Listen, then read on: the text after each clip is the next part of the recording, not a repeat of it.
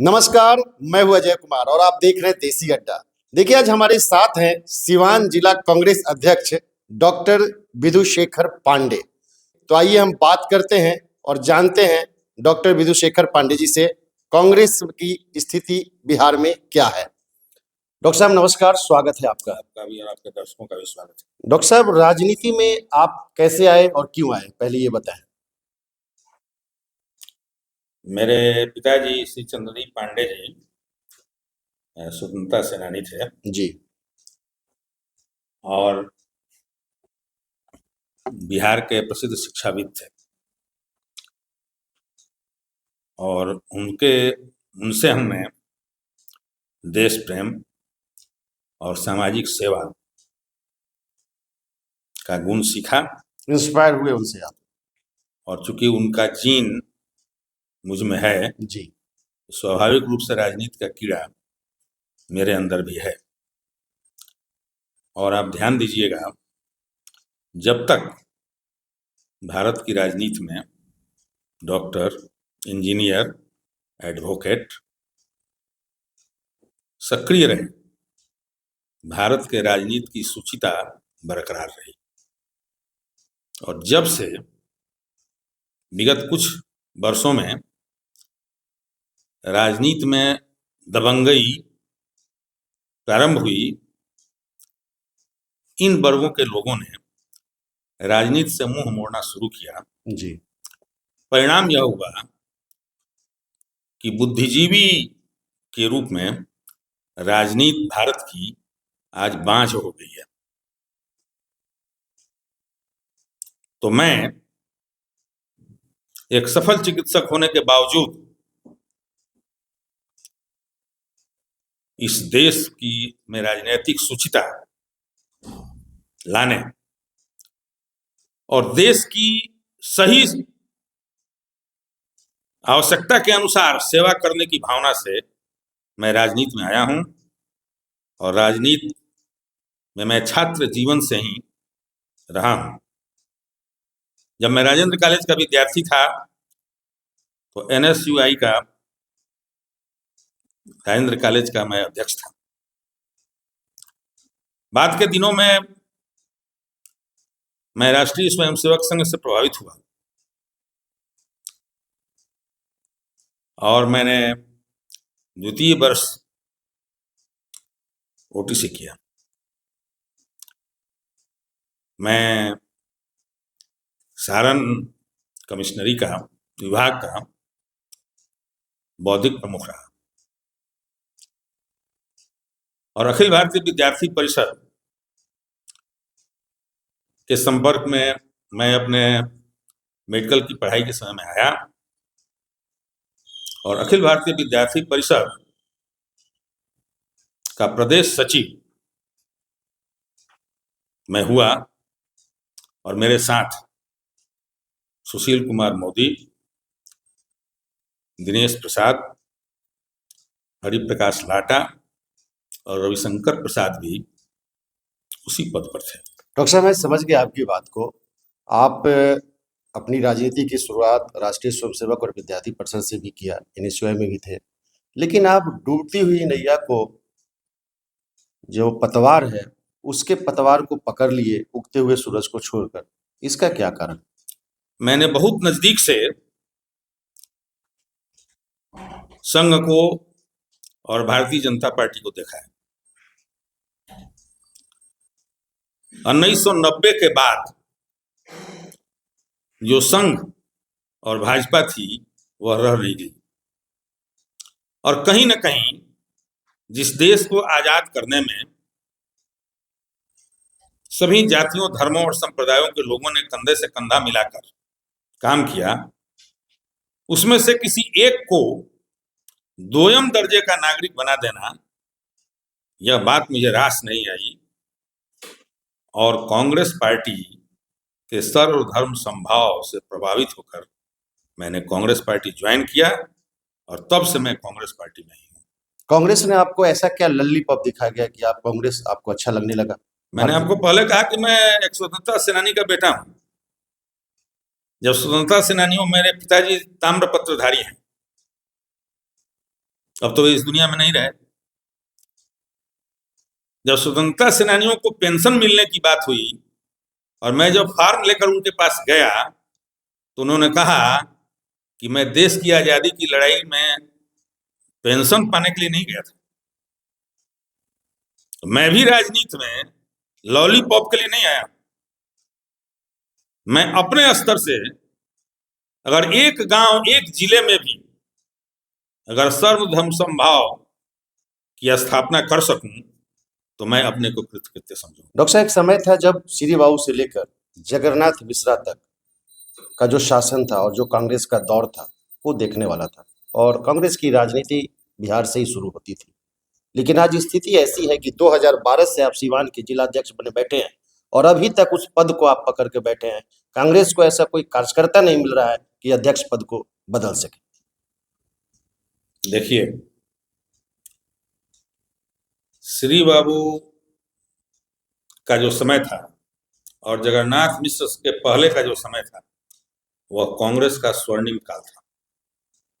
उस समय कांग्रेस का नेता जनता से जुड़ा होता था और जगन्नाथ मिश्र के समय के बाद कहिए तो उसी समय से कांग्रेस के नेता आराम पसंद हो गए,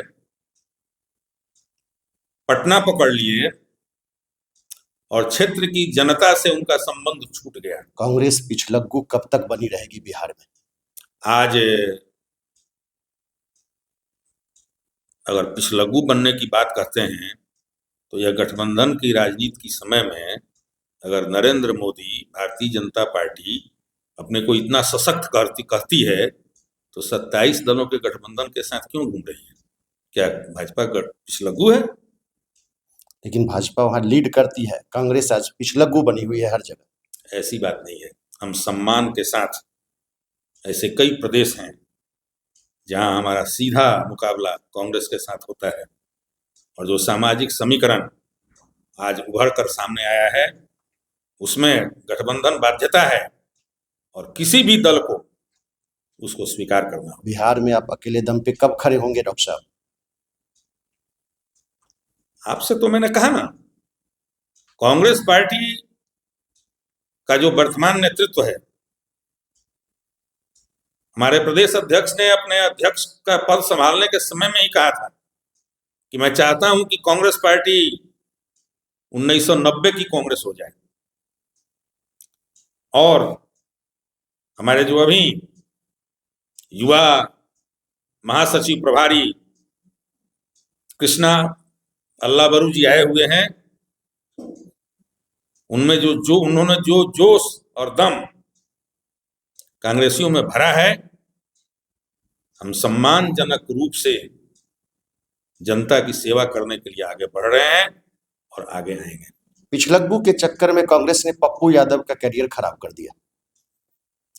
राजनीति में कैरियर किसी का खराब नहीं होता। पप्पू यादव जनता के सेवक थे, हैं और जब तक जिंदा रहेंगे वे जनता के सेवक और जनता के नेता रहेंगे और कांग्रेस पार्टी को उनका समर्थन रहेगा। क्या इस बार बिहार की चुनाव पप्पू यादव के नेतृत्व में होगा? देखिए, यह फैसला करना केंद्रीय नेतृत्व का काम है और आप जानते हैं अभी दिल्ली में भाजपा ने चुनाव लड़ा, कौन जानता था कि रेखा गुप्ता जैसी नई पहली बार एमएलए मुख्यमंत्री हो जाएगी? तो आप भारतीय जनता पार्टी से यह सवाल नहीं पूछते, लेकिन कांग्रेस से जरूर सवाल पूछते। डॉक्टर साहब, सुना है कि आप भी स्वार्थ के साथ तीसरी बार अध्यक्ष पद लेकर बैठे हैं और महाराजगंज से आपकी उम्मीदें हैं कि हमें टिकट मिले। स्वार्थ बस मैं अध्यक्ष नहीं हूं। सिवान जिला कांग्रेस की कुछ ऐसी स्थितियां हैं जिसमें मैं तीसरी बार सिवान जिला कांग्रेस का अध्यक्ष हूं। परंपरा के अनुसार ऐसा नहीं होता है, लेकिन सिवान जिले से संबंधित जो भूमि विवाद चल रहा है, भूमाफियाओं कि उस पर नजर हो गई है, 15 करोड़ से ज्यादा की संपत्ति है और उसमें कितने भी न्यायालयों में वाद चल रहे हैं, बार बार भूमाफिया आक्रमण करते हैं। इन सारी वजहों से टेक्निकली मेरा अध्यक्ष बने रहना आवश्यक है और कांग्रेस सिवान के कांग्रेस कार्यकर्ताओं का मैं सम्मान करता हूं और आपको जानकर आश्चर्य होगा कि हमारे चुनाव में किसी भी हमारे सम्मानित कांग्रेस जन ने मेरे खिलाफ नामांकन तक नहीं किया।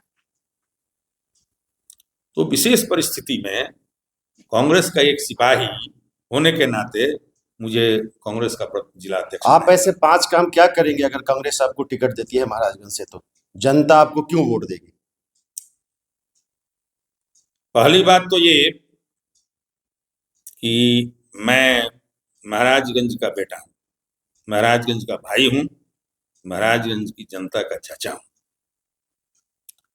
और मैंने विगत 25 वर्षों से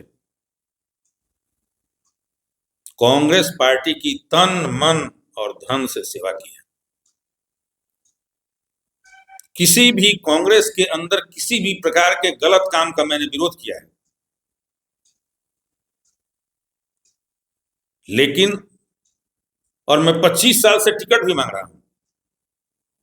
2020 में भी मैं टिकट का प्रबल दावेदार था, लेकिन मेरे वरिष्ठ नेता डी शंकर दुबे को पार्टी ने टिकट देकर के भेज दिया तो मैंने उनकी भरपूर मदद कांग्रेस के अनुशासित सिपाही के रूप में किया। तो क्या कांग्रेस का लेकिन हर बार खेत हम अपनी बटाई नहीं न दे देंगे।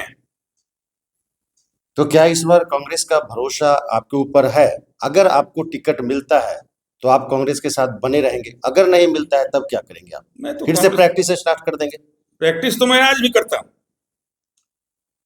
मैं केवल होल टाइमर पॉलिटिशियन नहीं हूं, क्योंकि आज की पॉलिटिक्स पैसे से होती है। तो मैं अपनी प्रैक्टिस से धन अर्जित करता हूं और जनता की सेवा में उसको खर्च करता हूं और जनता के बीच में मेरे प्रति आदर का भाव है और मैं महाराजगंज की जनता के प्रति नतमस्तक हूं। हम दोनों का जो आपसी व्यवहार है वह मुझे विधायक बनाना चाहता है। तो अभी आप सुन रहे थे इस विशेष चर्चा में डॉक्टर विधुशेखर पांडे जी से कांग्रेस के स्थिति के बारे में। एक बार फिर हम एक नए शख्सियत के साथ फिर से चर्चा में शामिल होंगे। तब तक के लिए हमें दीजिए इजाजत। नमस्कार।